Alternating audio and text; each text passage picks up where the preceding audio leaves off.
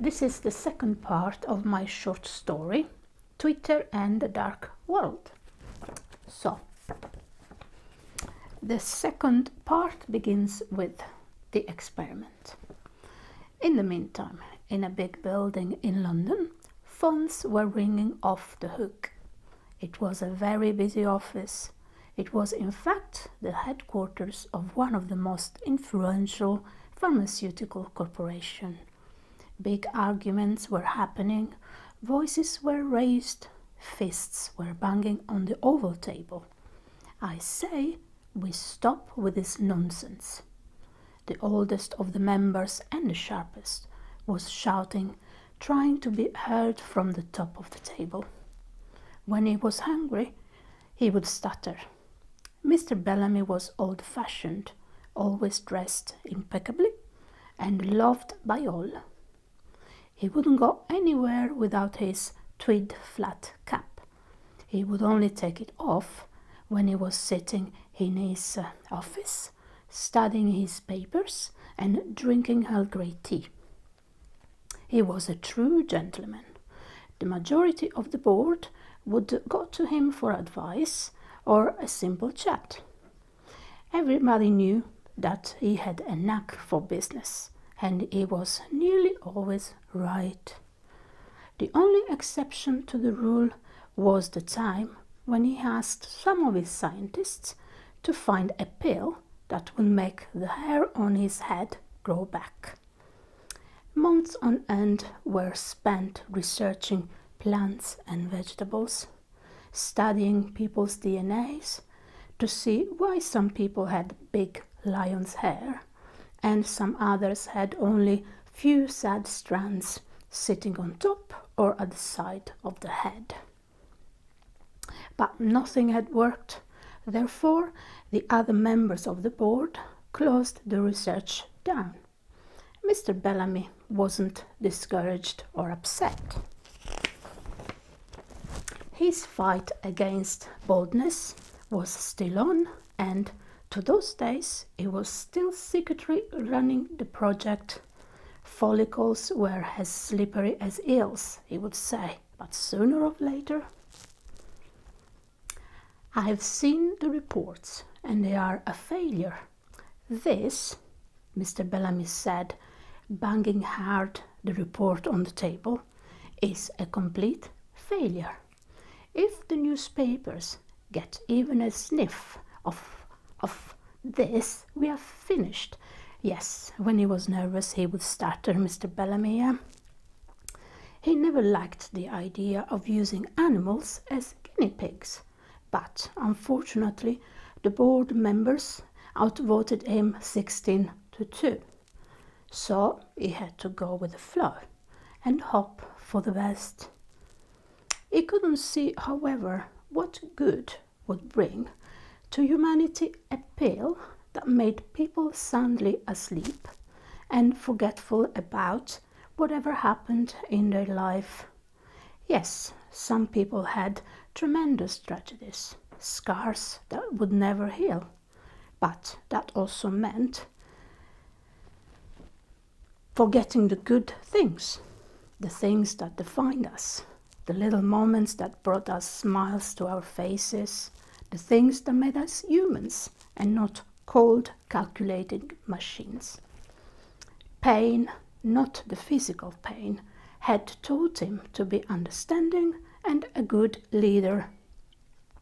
He had suffered a lot in his teenage years and fought hard to get where he was. We should continue testing the animals. I think we are very near finding the correct chemical ratio. And Arthur, Mrs. Edinburgh said, looking at Mr. Bellamy, we are only talking about a few monkeys, birds, and some useless mice. Gertrude, they are not just monkeys and birds, and you know that very well. Mr. Bellamy's sharp comment made Mrs. Edinburgh look away for a split second. Mrs. Edinburgh was the only woman on the board, and as rigid as a stainless steel pole. She would make a man whimper by simply looking at him. She was scared of nothing. The only thing that fazed her was Mr. Bellamy's deep stare and her dentist, Dr. Liverstone. Whenever an appointment would pop up on Mrs. Edinburgh's electronic diary, she would start feeling queasy in her stomach. What aggravated her the most was the screeching sound of the spoon excavator reducing her brain into mush, the hands of the dentist digging into her gums, her jaw creaking tired for being opened so long. Mrs. Edinburgh shivered at the sight of the imminent appointment, but looked sharply to her left and through gritted teeth whispered, "Miss Pembroke, can you please read the latest report? Just the very short summary, please. I don't need all the background malarkey." Miss Pembroke was Mrs. Edinburgh's personal secretary. She was the only one that had the guts to stick with her, especially with her huge anger outbursts. She secretly referred to her as the Dragon Lady, and simply because if you were caught in one of her rage spells, then you would certainly leave the room scorched. Miss Pembroke's clear voice silenced the whole room. "We are now in the 6th month of research and testing. Scope of the research: pill that can erase bad memories. Animals are being fed various drugs mixture in both food and water once a day. Results at the current time are not as encouraging as expected. Animals aren't coping very well with the drug. They seem to have lost perception of time and space. Some of them have succumbed to stress. Researchers believe that we will need at least 6 more months of tests. Overheads 45% above budget." Murmurs of discontent could be heard coming from every direction. 45% above budget in just 6 months. This is bleeding us dry. "Oh, shut up, Lionel. You are as rich as Screws." Mrs. Edinburgh's voice was now tinged with the most poisonous venom. "All of you are just a bunch of spineless sissies. We need at least 12 months of heavy testing before we can even think of pulling off the plug on this project. We are only in the 6th month, so I say..." Now Mrs. Edinburgh was steadily looking at each one of the board members, skipping only Mr. Bellamy's eyes. "We continue for the next 6 months, and we see where it takes us. If the overheads are still as high then, we will review accordingly." "By then," said Mr. Bellamy, "none of the animals will be alive. So, who would you be doing your precious testing on? Cockroaches?"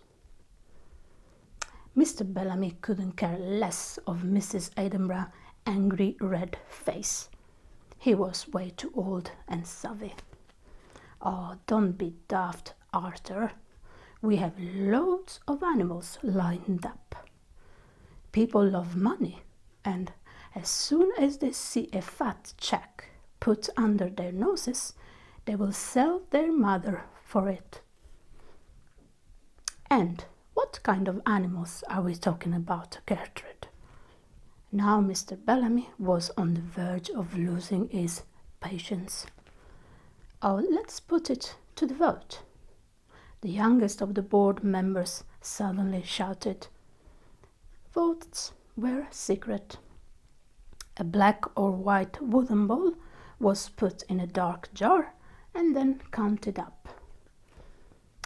"Miss Pembroke, please count the votes," Mr. Davenport whispered. 14 blacks and 4 whites. Excellent, shouted Mrs. Edinburgh. We shall continue with the research for further 6 months. We can reconvene in 3 months, after which, for Lionel's joy, we will review our overheads again. Miss Pembroke, please write the minutes and send to the board. Then send a diary notice for the next meeting. I believe 15th of December should be good for everybody. Mrs. Edinburgh's triumphant face said it all. She had won the first battle. Mr. Bellamy looked at the defeated faces and made a mental note to speak to them privately, and left without saying goodbye. He was way too angry. He knew he should have retired at the height of their success. He didn't really need the money or the aggravation. If it wasn't for the fact that somebody else was now involved in all this drama, he would have long gone retired in the countryside. For Pete's sake, he was mumbling to himself, I should not have agreed to any of it. Hopefully, it will all work out at the end. First thing first, let's gather the forces. He took his phone out of his pocket and dialed the number. Lionel, it's me. I know you voted for all this nonsense to stop. How do I know? I can read people's minds. Come on, you should know me by now. Let's meet up tomorrow. Yes, at the usual place. And Lionel, please bring along Martin and Leonard. How do I know? Oh, I told you already. Nervous laughter could be heard coming off the phone. This new generation, sighed Mr. Bellamy. Mrs. Edinburgh had her own personal agenda to fulfill. Everything was in place. She just needed to oil the machine and put some motion to it. They all were a bunch of narrow-minded, spineless men. She was the only one that could make ballsy decisions. Sometimes she could go overboard, but in business, all was fair. If the research was going to be as good as the scientists were predicting, then she would certainly hit the jackpot and finally retire on a private island in Malibu. Arthur is becoming a nuisance, she was saying to the youngest of the board member. Lucas, you need to get close to him and see what he's up to. I don't trust him one bit. Lucas joined the board just at the start of the Sleep and Forget research. The name itself made him choke with laughter. What a stupid and cheesy name. He didn't care about anything else than his own personal ambition and beliefs.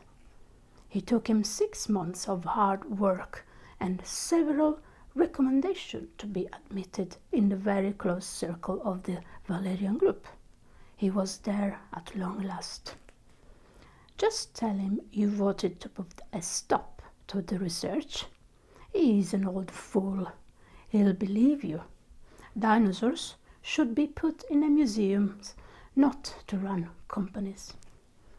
Yes, he is a nuisance, all right. I will find out and report back in a couple of days. Miss Pembroke left the office at 6 o'clock on the dot.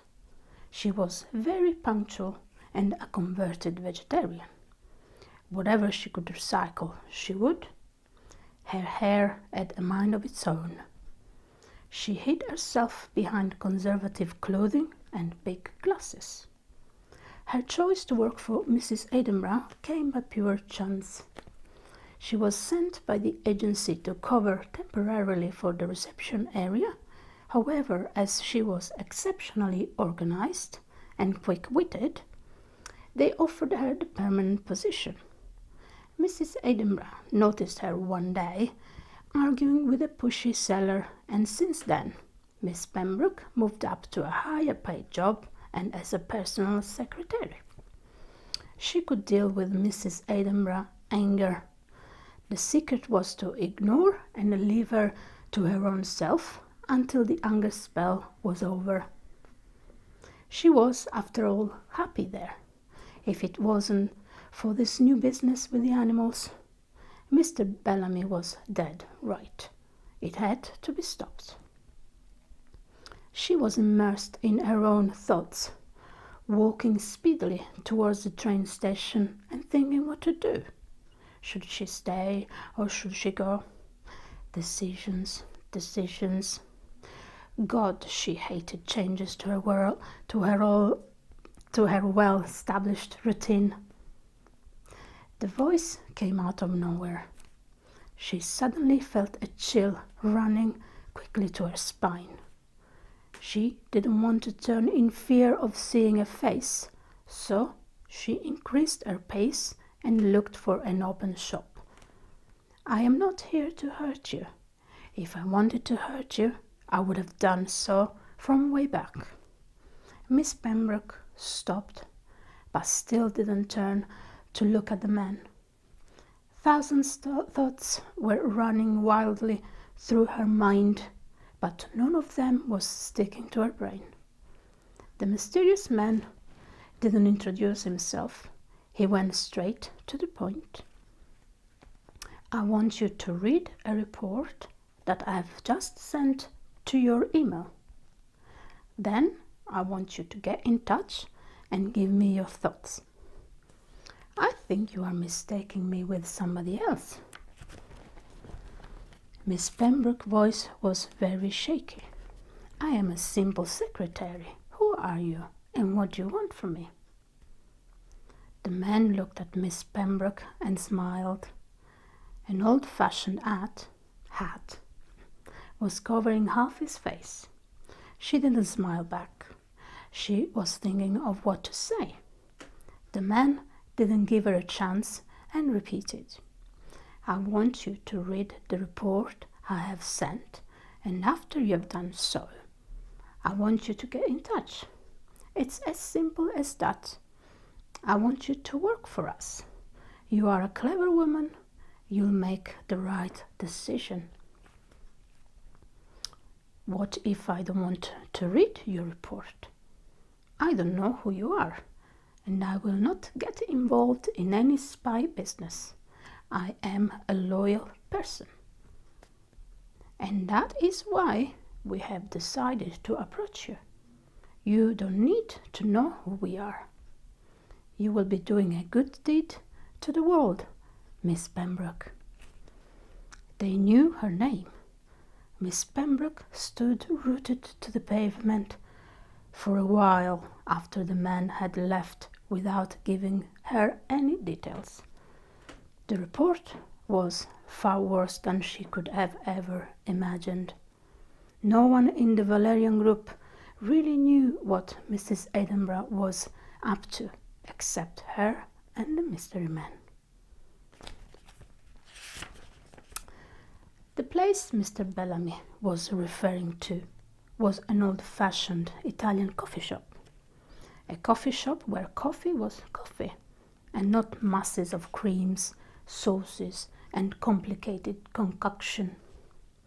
A place where you could ask for a simple coffee and get the most amazing espresso and a glass of water. Yes, the Italian way was the best way.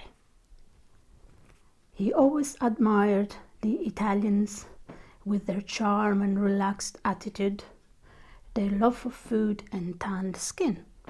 His life's perspective and philosophy was based on the Italian way of living: family, food, love, and passion. All things that unfortunately the world now seemed to be missing. New generations were screwing up the world with their love for fast food, fast cars, fast internet, and fast love. He suddenly felt so old and realized that he was ranting in his own head and got annoyed with himself. He sat at a corner table and waited while patiently sipping his well-deserved coffee. Care to join me, Lucas? No point in hiding. The others won't be coming until 8, so we might as well get to the point. Lucas was startled by the rigid remark and nervously joined Mr. Bellamy at his table. How did you know I was here? Luigi, the barista, told me as soon as I got in. A new face sitting at my table. Your table? Lucas was smiling now, his thoughts now recollected, and all nervousness gone. Yes, my table is in my own coffee shop. You can close your mouth now. No point in being surprised. I can't drink a good coffee anywhere, not at my house, not at the office. So, after a long search, I found Luigi and this place, and I bought it. I come here when I want to stay away from irritating people. So, did you come here of your own accord, or Gertrude sent you to investigate? Just so you know, you are a lousy spy, and please don't lie to me. I am too old for childish games. Lucas' mind was now racing, thinking of what to say. A bit of both. I am not sure where I stand at the moment with the research, and I want to understand your point of view, so I can make my mind up at the next meeting. You know, Lucas, I can't still place you. Why a well-read and travelled young man such as yourself has decided to move into a complete different direction? Weren't you working for a publishing company, or was it a newspaper? Oh, it was a publishing company. Very bad pay, and I wanted to try something different. I did business studies and ran a family business, so I am not really a stranger to your world. I might be young, but I'm very resourceful. Yes, but why live such a successful business and get into murky waters? Because this business we are in at the moment, it's no picnic.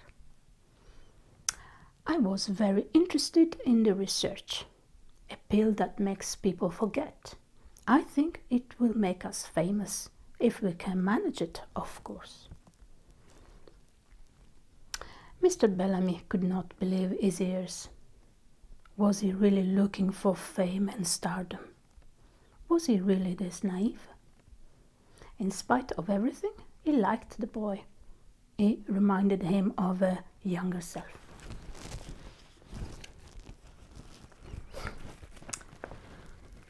Lionel and Martin and Leonard are on the way. Just sit quietly and do not interrupt.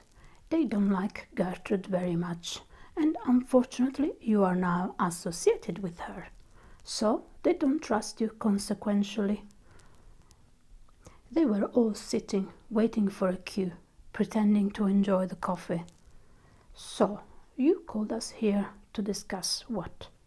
We all know perfectly well that nothing can be done until December. Why don't we sit and wait? Perhaps the old rug is right. Perhaps we need more time to pull this off. Mr. Bellamy looked at him stand. Lionel, are you really suggesting to wait? So, why did you vote to stop the research?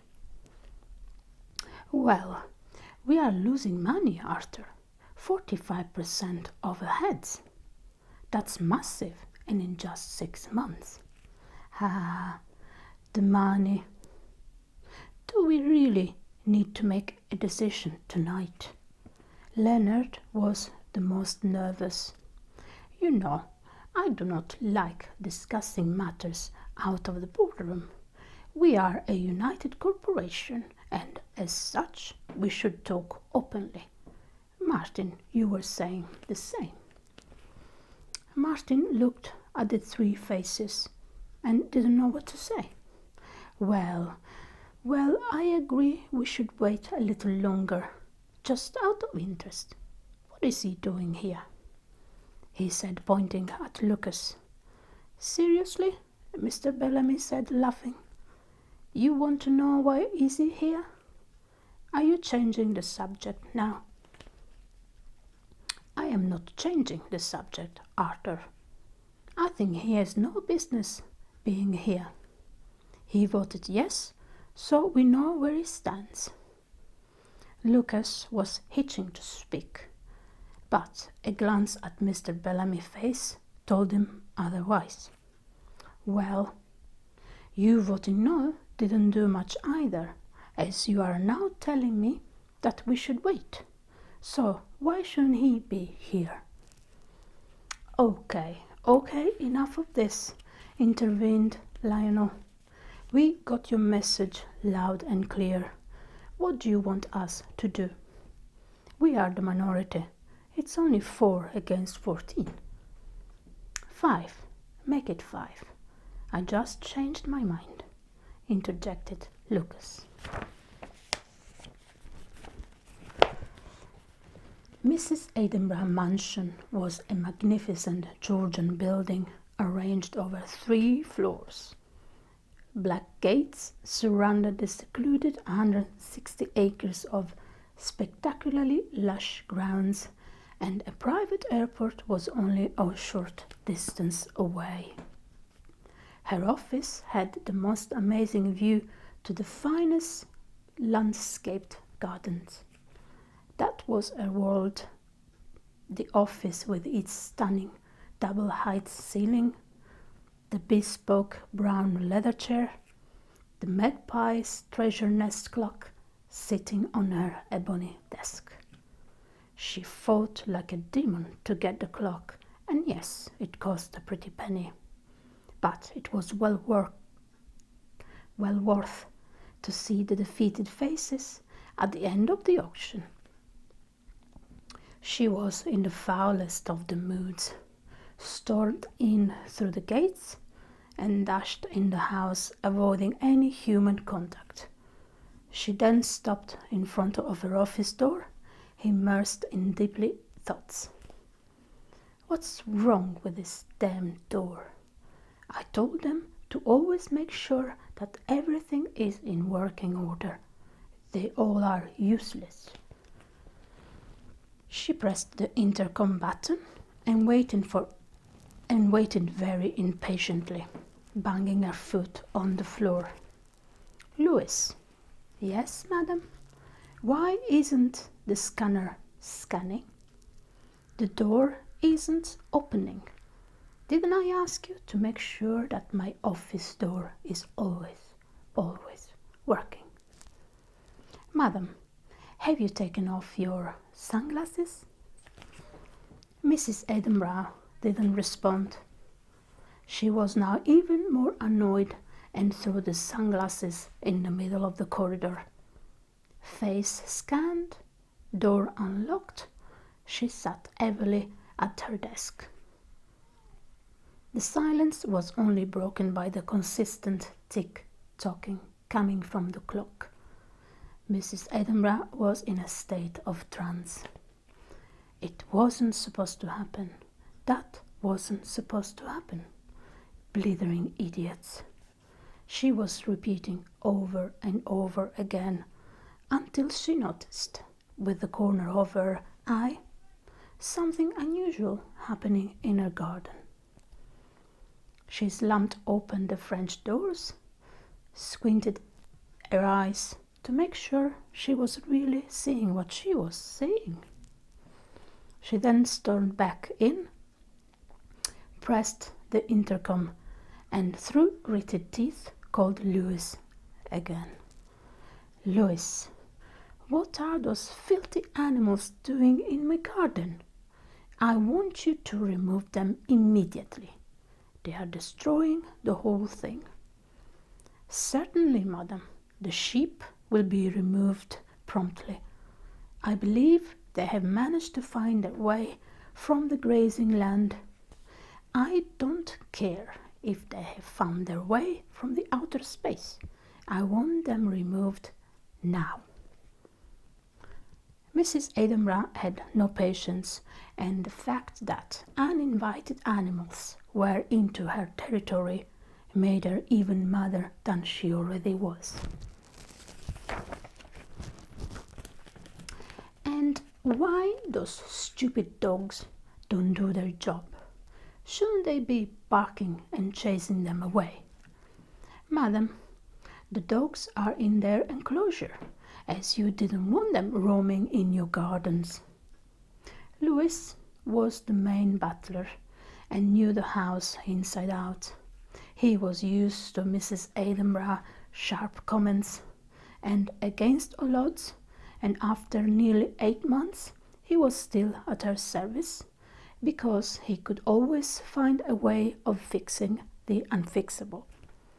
He wasn't, however, a person that would simply say yes and obey blindly. Mrs. Edinburgh knew that, and for some unknown reasons, and every so often, she would accept sarcastic remarks.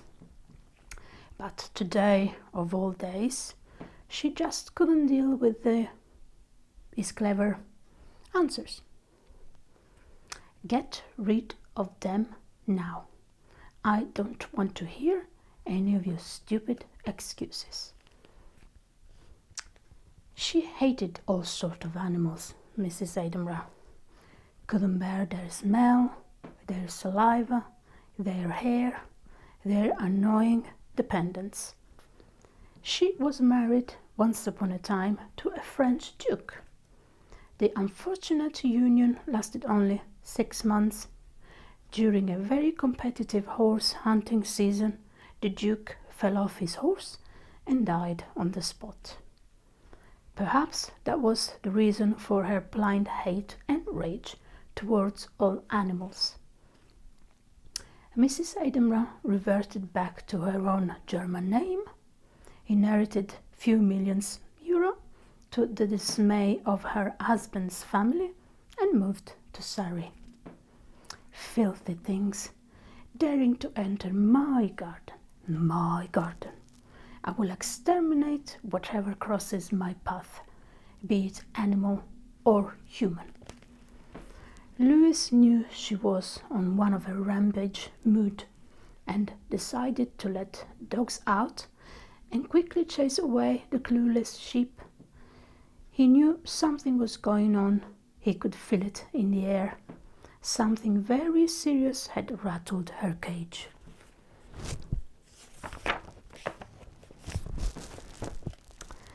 Miss Pembroke's shrewd brain was working without rest. She had received clear orders to pass Mrs. Edinburgh's daily schedule, unusual absences, and any paperwork that didn't look right to the mystery man. She wanted to desperately share her findings with somebody else, but she couldn't trust no one. She could see spies everywhere. The encounter with the mystery man was still etched into her mind. The report disappeared the next day from her computer, and this really shook her. They knew her name, her personal email address, her mobile number, where she lived, national insurance number, and probably her shoe size. The phone woke her from daydreaming. Mr. Bellamy was calling her. Mr. Bellamy would only call her when he needed help with his computer. When she first started working with Mrs. Edinburgh, Mr. Bellamy would call her up to his office and ask for help with his PC shenanigans. First time he asked her how to print a spreadsheet on one page, as the wretched thing just wouldn't work. She thought at first that it was a sort of joke, or maybe to find out if she really could use a computer. Few days later again, Mr. Bellamy asked her how to save documents from his emails, as he couldn't work out for the life of him. She was now used to his random requests and found them quite amusing at times. "Miss Pembroke, I need your help."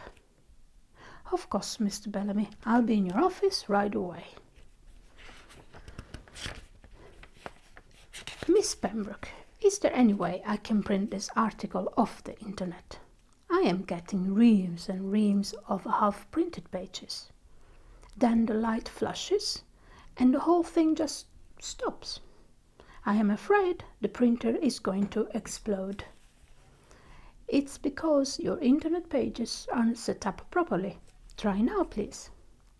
The printer magically came to life and printed 4 pristine pages, all lined up correctly.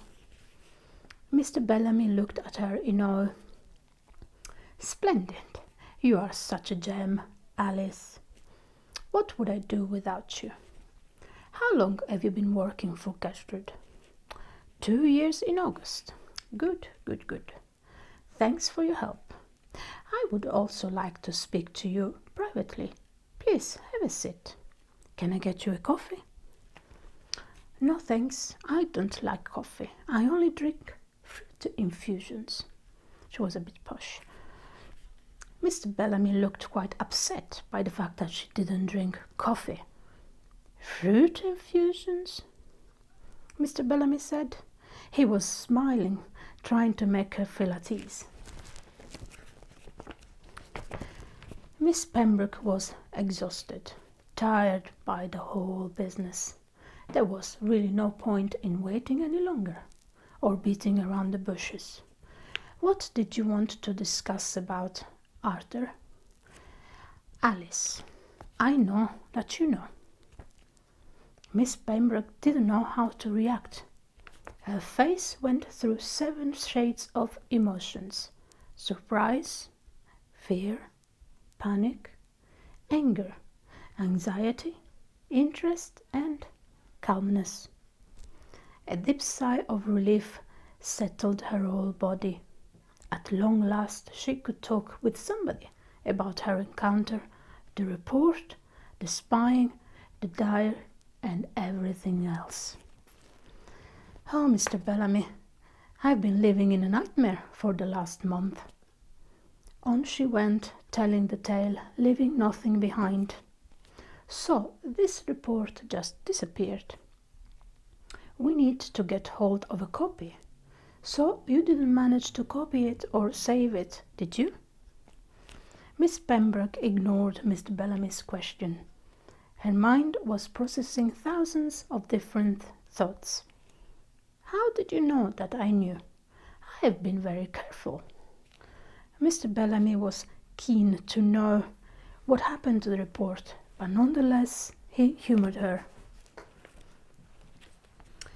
"The man contacted somebody I know long before he contacted you.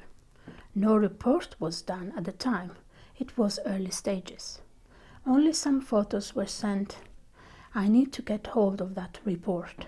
Without it, there isn't really nothing I can do." "Well, Arthur, while I was reading the report, I took photos with an old camera. You see, that evening I was so freaked out by the whole thing. I thought I was being followed, which is so stupid, really. Then I got even more spooked by my phone coming to life. Do you believe me, don't you, Arthur?" "Of course I do, child," responded Mr. Bellamy. Miss Pembroke continued with her story. "While I was on my computer reading the report, the phone talked. It said, 'I am listening.' That really alarmed me. So I took photos. They aren't the clearest of the copies, but you can read them fine." Mr. Bellamy was now really in awe of her. He knew that she was a bright young woman, and this certainly proved it. Alice, has anybody told you how brilliant you are? Miss Pembroke looked at Mr. Bellamy's old face and smiled. Yes, she felt so much better now. She could leave all her worries in his capable hands.